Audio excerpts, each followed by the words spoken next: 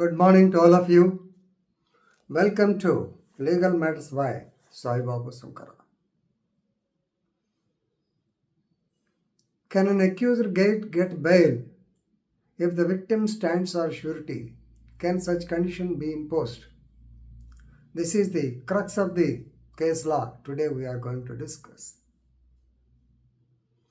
ఒక కిడ్నాపింగ్ కేసులో ముద్దాయికి బెయిల్ కావాలంటే ఎవరైతే విక్టిమ్ ఉందో ఆవిడ ష్యూరిటీ ఇస్తే కోర్టు బెయిల్ ఇస్తానంది. ఇది కరెక్టా కాదా అనేటువంటి దాని మీద గౌరవైన సుప్రీంకోర్టు వారు నేను ఒక చక్కటి ఆర్డర్ ఇచ్చారు. దాని గురించి తెలుసుకుందాం. కేసుల పేరు Sharwan Kumar Yadav alias Sharvan Yadav versus state of Bihar SLP 27,349/24 decided just yesterday, that is on 1/7/2024 by 2 judges bench of the Honorable Supreme Court of India, Justice J.B. Pardiwala and Ujjal Bhuyan. In this case, they expressed disappointment over the absurd condition put by the Patna High Court that the accused will get bail if the victim stands as surety. It is an implausible condition which cannot be executed, but still High Court has given such directions. These directions are definitely absurd and impossible to perform. This is what the Honorable Supreme Court of India observed. ఒకసారి case యొక్క పూర్వాపరాలకు వెళ్దాం. ఈ case వచ్చేసి the FIR was registered on 26/1/2023, Republic Day.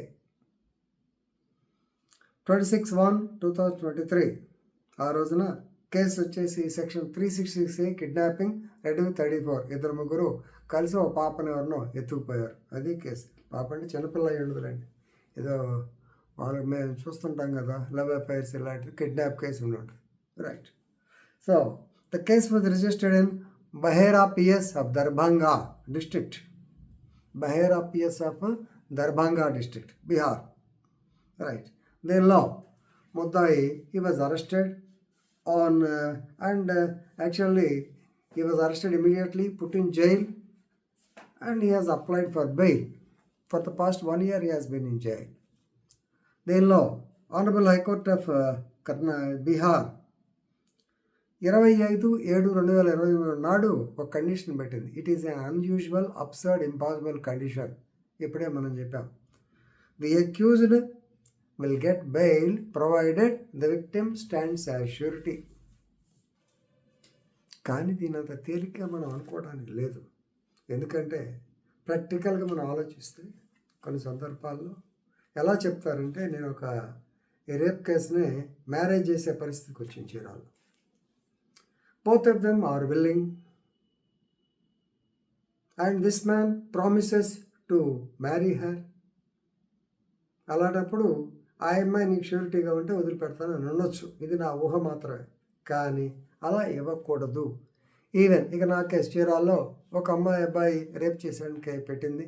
ఆ తర్వాత అర్థమైంది ఏంటంటే వాళ్ళిద్దరికి love affair. Thus man promise to marry her. మేము పెళ్లి చేసాం, కేసు తీసేసాం. కానీ హైకోర్టు ఒప్పుకోవాలి. ఏమయ్యా మీకు ఏమైనా తమాషాగా ఉందా? పోలీసులు మీకు అసలు పెళ్లి చేయాల్సిన ఇదే ఉంది. రేప్ కేసు నిజమైతే చార్జ్షీట్ పెట్టు, లేదా వదిలేసే.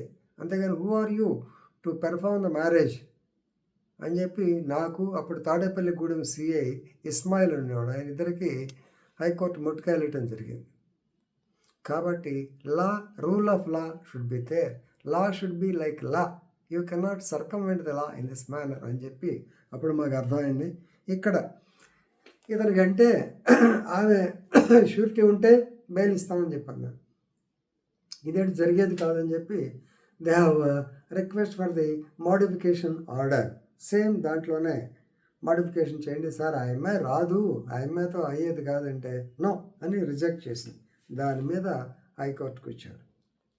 ఈ హైకోర్టు మీద దాదాపు ఆల్మోస్ట్ 1 year అయ్యి ఉండొచ్చు. 25/4/7 కాబట్టి ఆల్మోస్ట్ 1 year అయిపోయింది. 1 year తర్వాత నాకు సుప్రీంకోర్టు ఇక్కడ main the supreme court took very serious notice of this.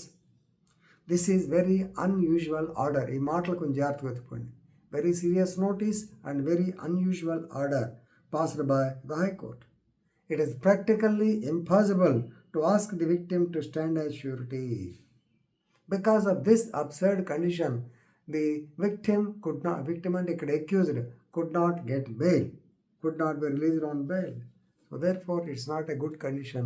We are asking the accused to be released on bail అని చెప్పి స్టే ఇచ్చి నెక్స్ట్ మంత్ 25th ఎప్పుడో వాయిదా వేశారు. అప్పుడు ఏం జరుగుతుందో చూద్దాం. ఇక్కడ ఇంపార్టెంట్ పాయింట్ ఏంటంటే ఈవెన్ ద హైకోర్టు అయినా సరే, వాళ్ళకి ఎన్ని ఇన్హెరెంట్ పవర్స్ ఉన్నా సరే, ఇట్లాంటి ఇంపాసిబుల్ ఆర్డర్స్ టు పెర్ఫామ్ ఇవ్వడానికి లేదు అనేటువంటిది మీరు తెలుసుకోవాలి. It's very good కేసులా.